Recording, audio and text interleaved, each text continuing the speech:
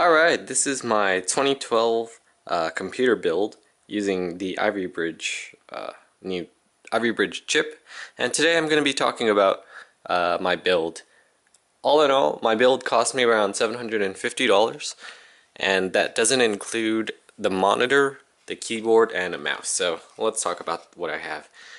For my case, I chose the Antec 302, and it has two USB 3 ports, headphone, micro, and power reset.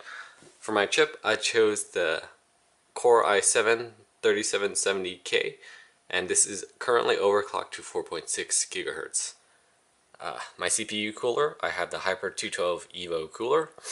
For my memory, I have Samsung's green DDR3 desktop memory, 16 gigs of frustration packaging. They use, or this, the memory uses 30 nanometer low voltage memory, and it comes stock at 1333, but if you read up on the reviews, you can find that you can actually overclock it to 2133. For my power supply, I chose a modular 550 watt power supply, and it's also made by Antec, and you can see the modular plugs right there. For my case fans, I purchased a 4-pack from Coolermaster of the Silent Fan 120mm fans. And they're very, very quiet, but they don't move too much air. They only move about, let's see, 44.73 cubic feet. Anyway, for my motherboard, I chose the ASRock Extreme 4 Z77 motherboard. And I chose that one because it had the most value for features and also has a dual PCI Express slot. For my operating system, I chose a Kingston 120GB or 110GB actual use for the actual storage.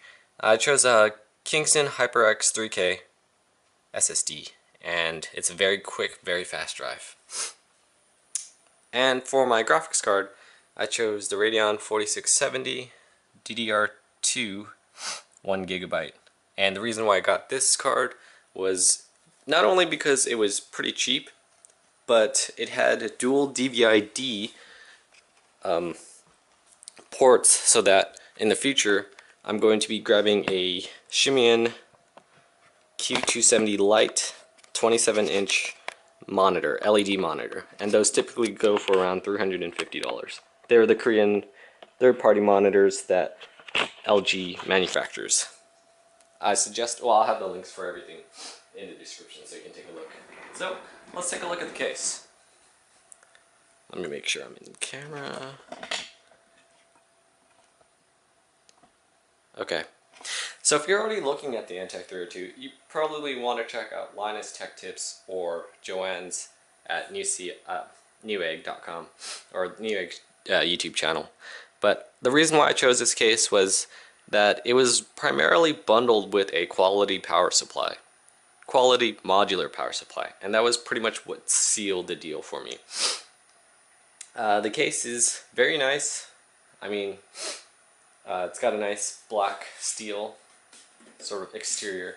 Comes with a 140mm top, which moves quite a bit of air.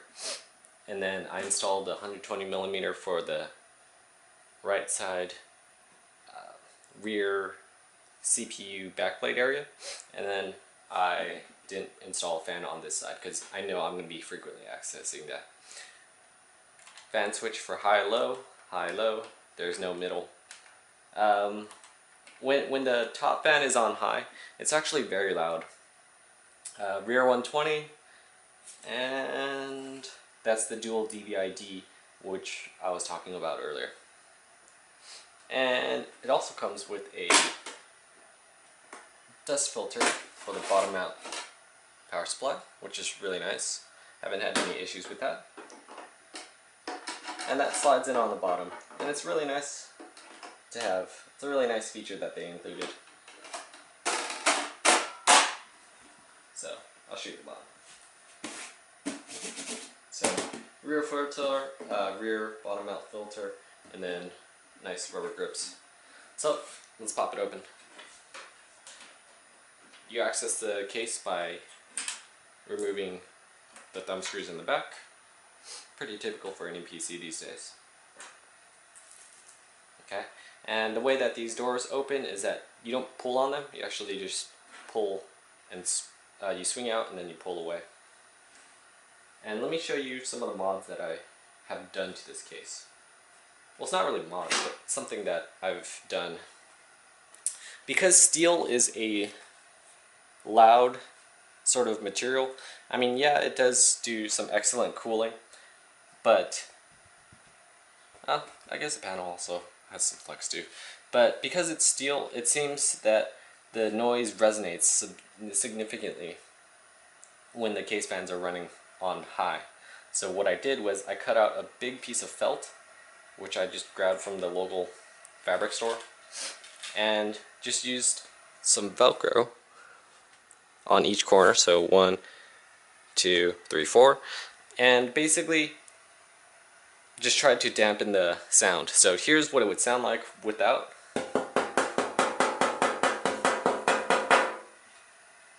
And here's what it would sound like with the felt. That's a pretty substantial difference.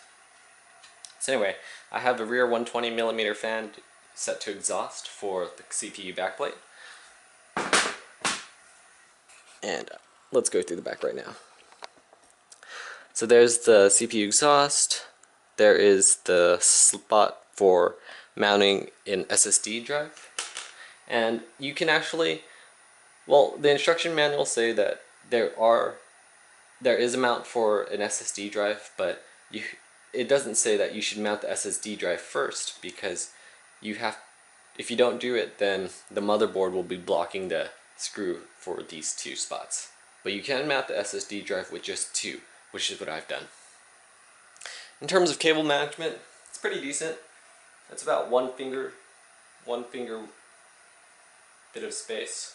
So it's not too bad, but it's not the best, you know what I mean? Okay.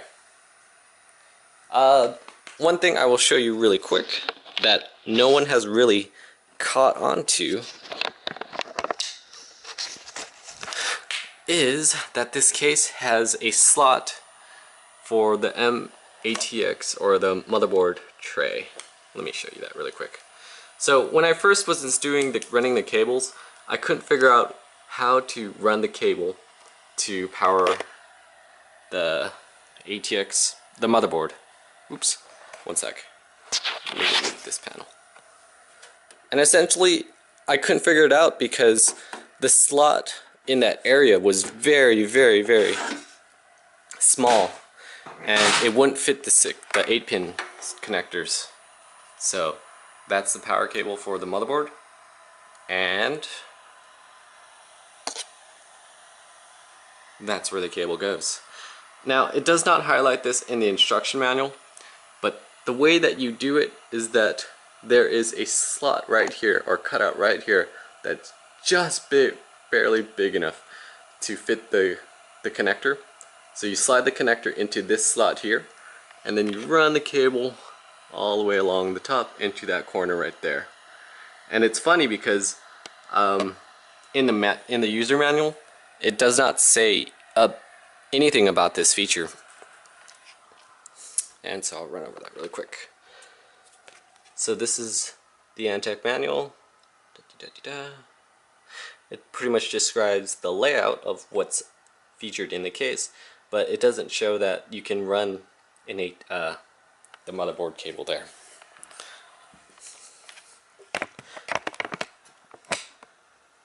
And I spent quite a amount of time trying to figure out how to do that. So let's take a look at the left side of the case. So again, I'm using a 550 watt power supply, and it's 80 plus certified, so that just means that you're getting 80% efficiency. Whoops. Okay, and so the reason why I went with this power supply over, say, like a generic 650 watt power supply was that it's modular, and you can control the amount of cables. and clutter in your case. And for me, cable management was a pretty big deal because I like having a clean looking case, even though there's a whole bunch of cables over here. But I like that I didn't have an additional set of wires that I wouldn't ever be using because I don't have that many drives in my case. I mean, yes, I plan on grabbing a few more external drives, but even by then, there'll be a new computer system out or new chipset in the future. Anyway, toolless bay drives. Oops. Yep, toolless bay drives. I kind of have a love-hate relationship with the mounting brackets that Antec uses. The reason why is that when trying to mount a SSD, or the SSD that I purchased came with a bracket that allows you to install the SSD. Here, I'll show you right here. That allows you to install the SSD into the 3.5mm bay drives.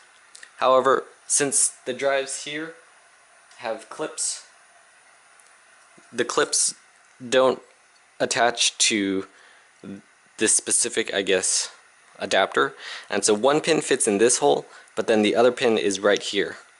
So this SSD adapter just kind of dangles and flops. It's not steady. And even if it did fit, you would have to put some Velcro or glue the plastic tray adapters onto the side. But again, minor gripe, but I do like having all the hard drives in one place.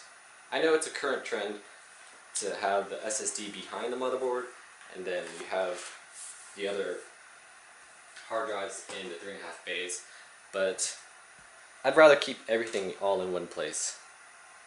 Anyway, there's one more thing that I wanted to talk about, actually a few more things, but one key issue was that for the CPU cutout, I actually had to do a mod on the case.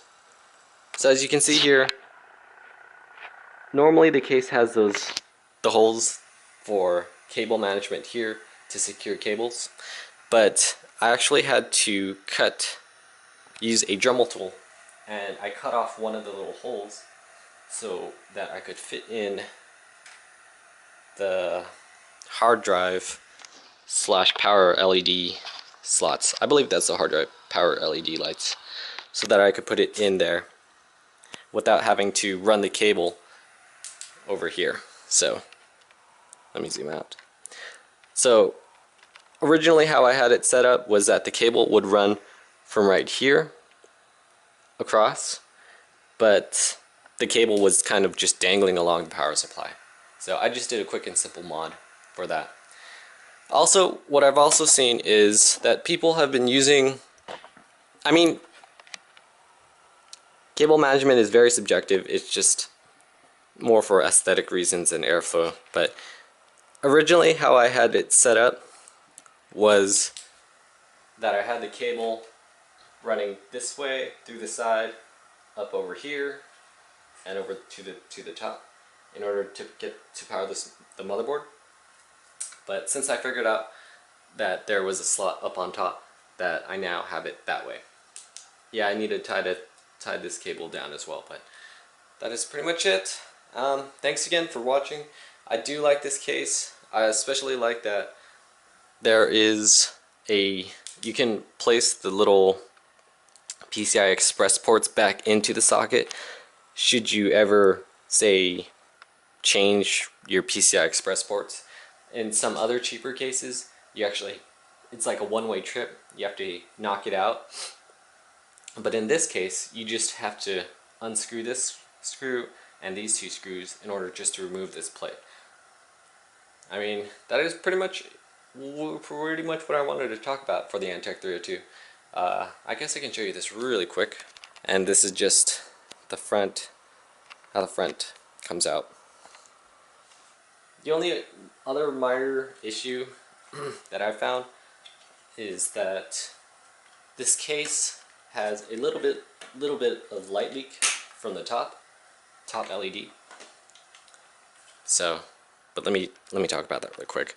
So this is the front dust filter, and you just remove that by pulling this clip right here and then releasing the clips down here, and it comes right off.